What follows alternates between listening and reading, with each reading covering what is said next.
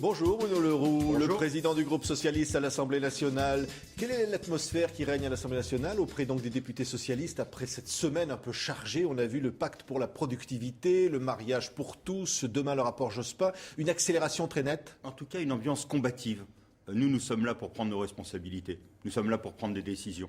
Nous sommes là pour redresser le pays. C'est un engagement que nous avons pris devant les Français et nous voulons le faire dès le début, sans différer, sans renier aucun de nos engagements, mais sans essayer de délayer non plus le temps. Et il faut prendre des décisions et nous sommes dans cette attitude combative aujourd'hui d'accompagner le gouvernement dans ses décisions courageuses. Ça veut dire qu'il fallait changer de cap, ça ne fonctionnait pas le début de ce quinquennat? Non, ça veut dire qu'il fallait réfléchir. Nous sommes là depuis 6 mois. Nous prenons des décisions importantes alors que les autres en 10 ans n'en ont pris que très peu, voire aucune sur la question par exemple de la compétitivité.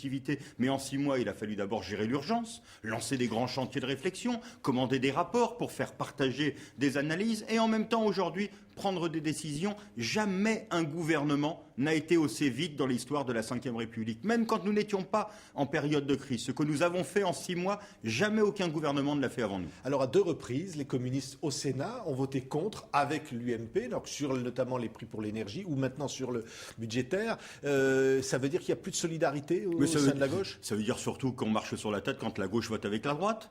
Et moi, quand je vois les communistes aujourd'hui être les alliés de l'UMP pour essayer de mettre en cause le gouvernement, pour essayer de ralentir les réformes, mais je me demande à quoi ils réfléchissent. Je me demande quelle est aujourd'hui leur boussole.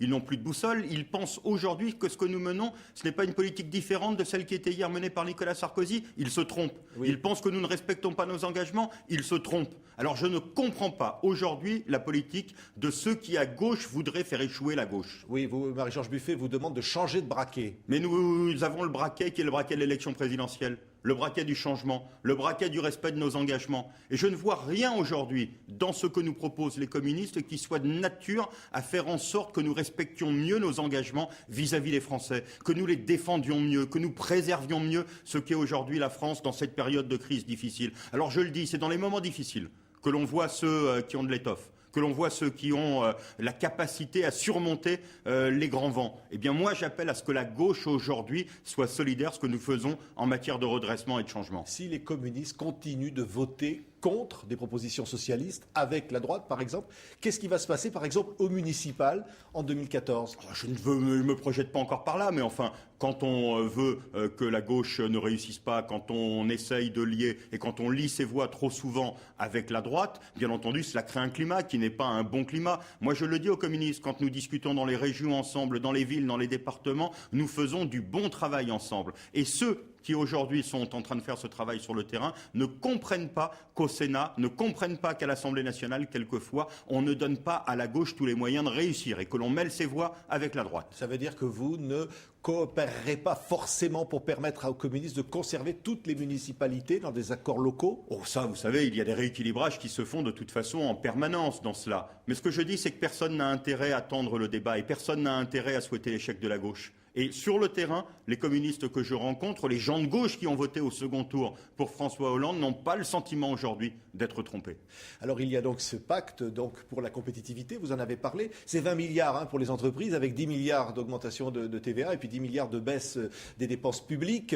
Est-ce que ça passe facilement auprès de tous les députés socialistes aujourd'hui? Et je pense que ça doit passer même, et je veux le faire ici auprès de tous les Français. Le constat qui a été fait par M. Gallois est sans appel. Sans appel. On pourrait dire que c'est un réquisitoire. Je dis simplement que notre pays a été déclassé ces 10 dernières années et qu'il fallait redonner de la vigueur à notre industrie, redonner de la vigueur à notre économie avec des mesures qui soient des mesures partagées par les partenaires sociaux, partagées par les élus. Et de tous bords, d'ailleurs. Aujourd'hui, s'il y a bien un regret que peuvent avoir quelques députés de droite, c'est de ne pas avoir su prendre la mesure de ce qu'était le problème de notre pays. Eh bien, nous souhaitons le faire. Aujourd'hui, avec des mesures qui sont des mesures fortes pour permettre aux entreprises, sur le terrain de l'emploi, de recréer de l'emploi, sur le terrain de l'investissement, de refaire des investissements, pour reconquérir des parts de marché. Alors, tout simplement, on va se poser la question des contreparties.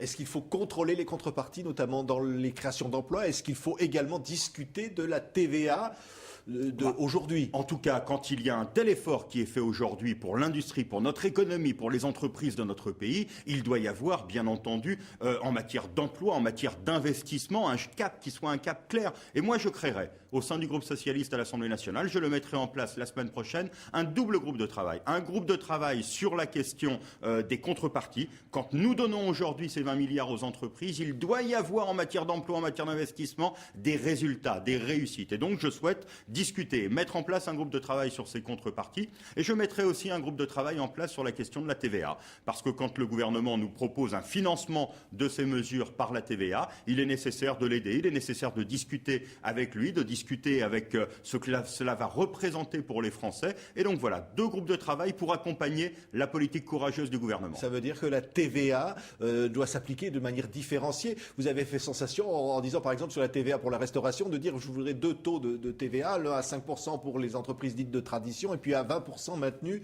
pour les autres. Mais j'essaye d'apporter ma pierre à l'édifice qui est celui non pas simplement de la TVA. Mais ce n'est pas le souhait actuellement du gouvernement. Mais de l'emploi, je pense que le gouvernement peut accepter d'y réfléchir. En tout cas, je lui demande d'accepter d'y réfléchir, non pas de prendre cette proposition pour argent comptant. Mais quand je dis que notre priorité, c'est l'emploi, il y a aujourd'hui des restaurants qui, parce qu'ils transforment de la matière, ont des masses salariales qui sont fortes, sont en même temps à l'origine du patrimoine qui est celui de notre pays. Eh bien, je me dis que ces restaurants qui font de la transformation, qui ont donc plus de gens dans leur cuisine, qui embauchent, qui forment, qui prennent des apprentis, eh bien cela ne devrait peut-être pas avoir la même TVA que ceux qui ne font pas cette transformation, qui réchauffent ou qui font de la cuisine, est de la cuisine beaucoup plus rapide. Vous allez faire cette proposition au gouvernement. Est-ce que d'ores et déjà, vous savez qu'elle va être reçue positivement? Non, je ne sais pas, mais je sais qu'elle suscite un intérêt. Elle suscite un intérêt parce que les restaurateurs y voient aussi tout l'intérêt qu'il peut y avoir à cette politique. Parce que les restaurateurs, dans un sondage, ils disent qu'ils vont augmenter les prix pour faire reporter la hausse de la TVA. Oui, mais en même temps, ils nous avaient dit qu'ils allaient les baisser quand nous avons baissé la TVA. Ils ne l'ont pas fait. Alors moi, je souhaite qu'ils aient la même attitude. Quand ils nous avaient dit qu'ils baisseraient les prix et qu'ils ne l'ont pas fait,